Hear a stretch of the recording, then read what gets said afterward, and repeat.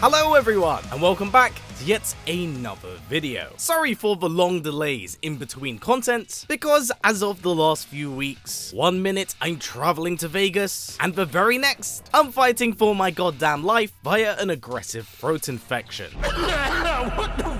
So needless to say, yeah, it's kind of been really busy since I got back. Even so, I am finally back. And with us coming up to nearly a month away from Mortal Kombat 1's release, I thought that today we could actually cover and talk about who may possibly be revealed for the next big Mortal Kombat trailer set to be featured at Gamescom. Now, in terms of remaining roster, there is roughly about 24 characters in total. So right now, we do currently have about 5 or 6 characters that are yet to be officially revealed, leaving the question of who is left to be shown. Well, currently, we do know that Reiko has been revealed, not officially, but instead through the San Diego Comic-Con footage. A very similar thing can be said about Motaro, who realistically will more than likely be a cameo. And then there is of course Nitara, who has been teased off screen. In terms of character bios,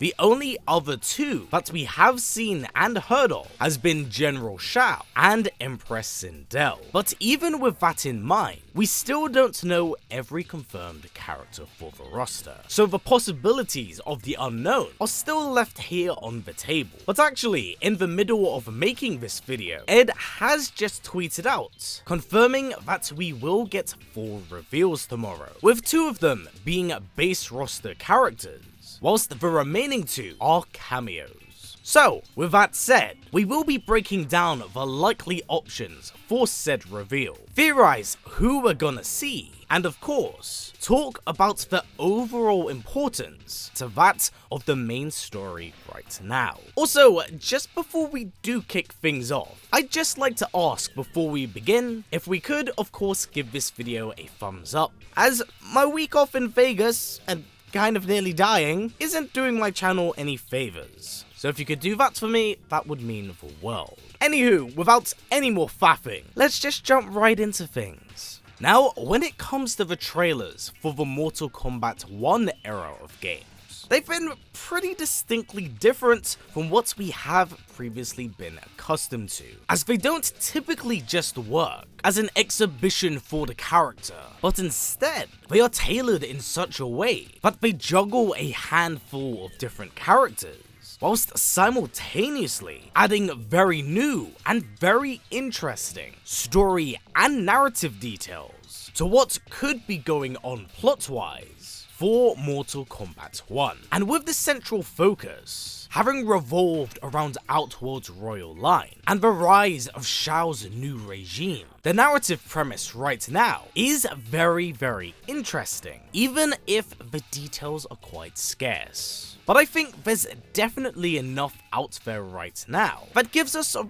rough idea of what is exactly coming our way. So with that said, if I'm putting on my theory cap, and I am going to guess, I don't actually expect Tuesday's trailer to be the last official one. In fact, I expect the schedule to be the following: that tomorrow's trailer reveal will strongly focus and revolve around Edenia's royal line, and then next week, we're probably going to get a combat cast, seeing as they have teased the return of the belt battle, and then there'll probably be a final trailer a week before release for Shang Tsung and the baddies, just to secure those pre-orders. Something that they did kind of end up doing with Shao Kahn for Mortal Kombat 1. And who knows, maybe if I'm right, and they are purposely holding off, then if we really want to go buck wild, they may finally tease us with Onaga's return, as we know that normally pre-order bonus characters are set to be the sub-bosses to the main big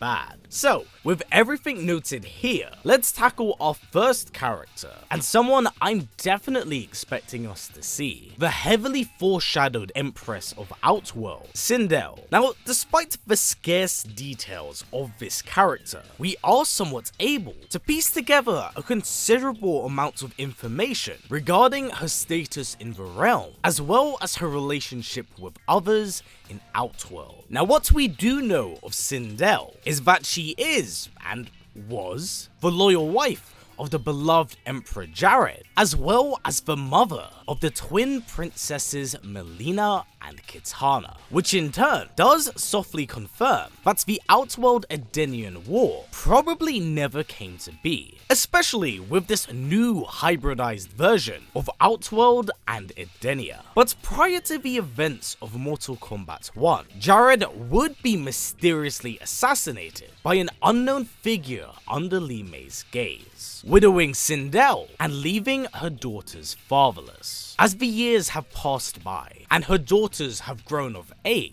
Sindel wishes to retire from her role, seeking to relinquish it to her eldest daughter Melina. But as the torch is passed, there is an uneasy rumbling in Outworld, one that screams of treason amongst her courts and her army. But even so, there is still so much left up in the air to actually know what becomes of the Empress here. Now, in terms of interpretation, this version of Sindel definitely feels like the somewhat baseline version of the character before she deviates in two different directions. As one, she does of course orphan Kitana, and then there is her villainous counterpart, who does betray Jared. Now this version of the character actually seems to be so far off both of these directions that I don't see her taking either direction, whilst I definitely cannot dismiss the existence of Evil Sindel. I definitely think that due to fan outcry, you won't have to worry about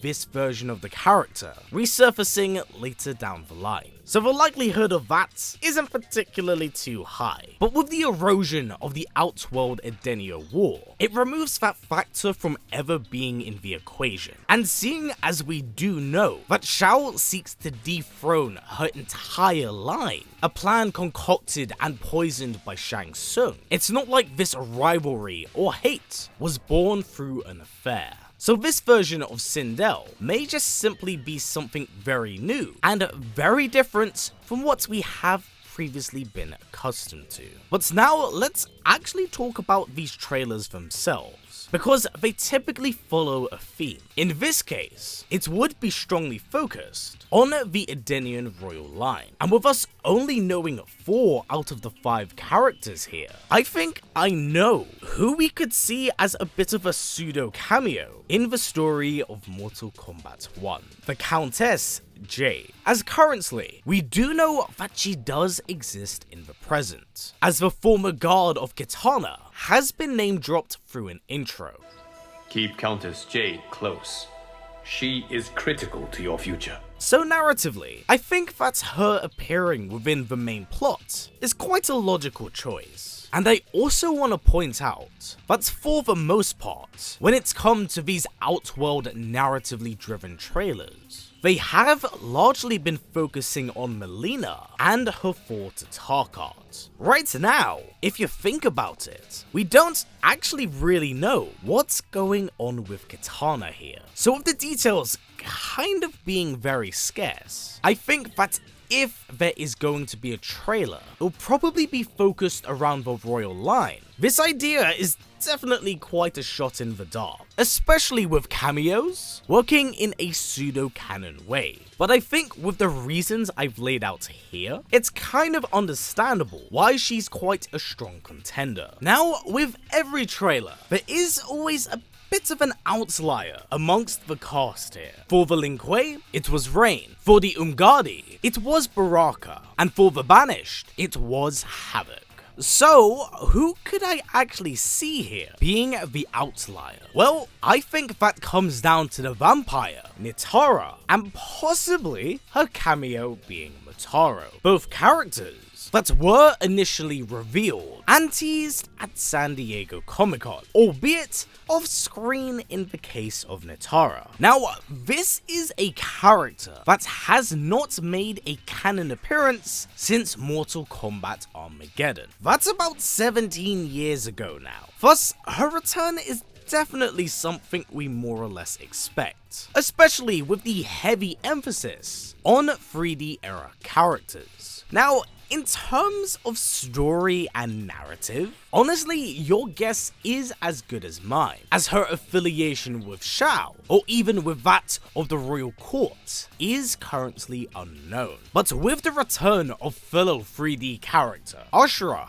wielding the Datusha blade, a bloody relic of their past, this could possibly be a sign of a feud waiting to be reignited. And even so, there could possibly be a bit of turmoil between the royal line and that of the vampires, which puts her in direct opposition to Sindel, Kitana, and Melina. And I think there's a sliver of sense behind this, because currently we know that multiple other races are aligning themselves with Shao Kahn, with the Centaurs and Shogun being the official known ones so far. So maybe the other races of Outworld feel wronged by the royal line, possibly in a weird twist of fate. Shao could actually be seen as the one that unites its people, but for very nefarious plans. So it's an interesting, yet very different take on both characters here. And you never know, the vampires could very well be an inflicted disease, much like Tarkat. And hell, maybe even Nitara herself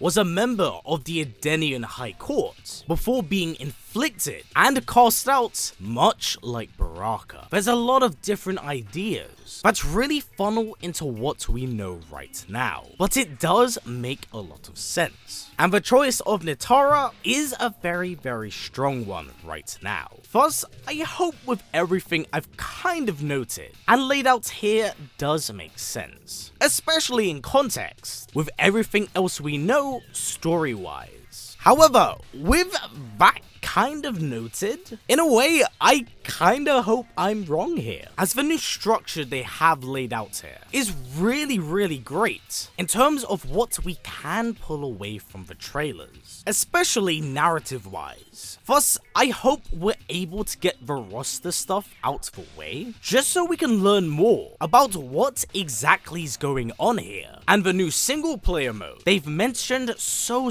much about, but revealed so little officially. Plus, I do want to see what they've been doing with my boy Shao. But for now, everyone, that's been it for me. So with that said, who do you think we're going to see tomorrow? Do you think it's anyone I've noted here, or do you believe it's gonna be a bit more of a safe pick? Please do comments down below, as I'd love to hear what you have to say. But as always, everyone, stay strong, stay well, and keep on fighting. Take care, everyone. I'll catch you all soon.